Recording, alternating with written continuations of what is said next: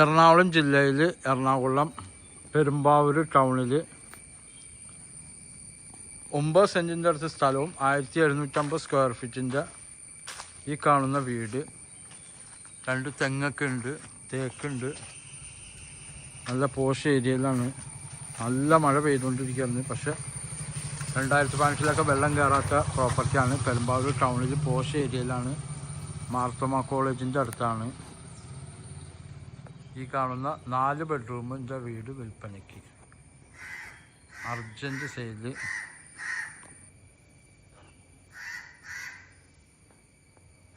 കൂടിയെന്നും ഓടയ്ക്കാണ് ഒട്ടിച്ചേക്കുന്നത്.